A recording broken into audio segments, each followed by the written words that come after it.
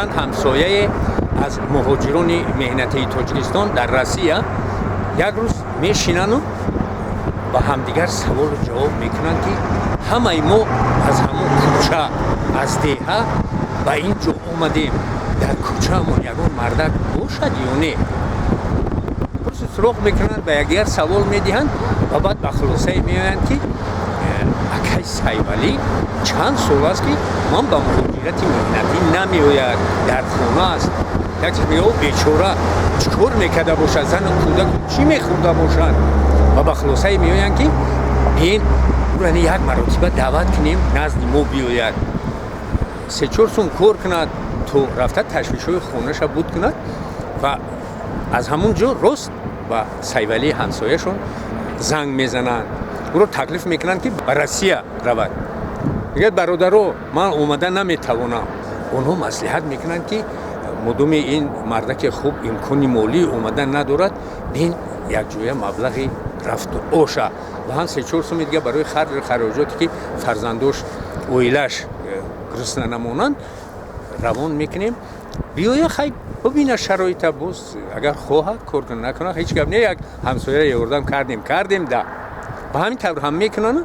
بعدی 10 روز سیولی خسته نزد همسایه هاش میرود، مهمانداری میکنن او رو، بعد میخواهن که برای او جای کار بیاون. میگه نه برادرو من در اینجا ایستاده نمیتوانم. برای چی میپرسن اونها؟ میگه اگر من که همراه شما در اینجا بیستم مشکلی زنهای شما رو کی حل میکنه؟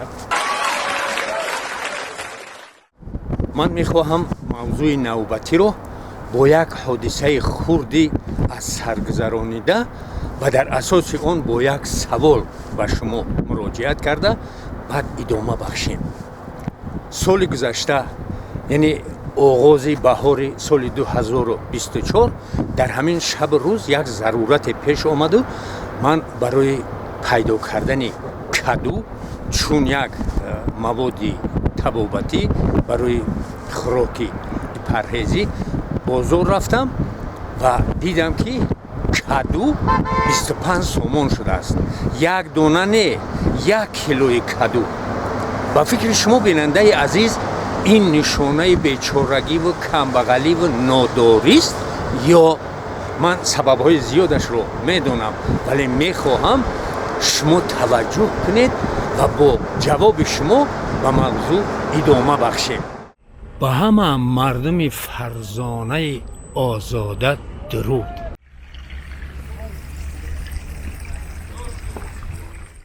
امروز 1 مارس سال 2025 از روی حساب‌های ماه به ماه امروز بهار است.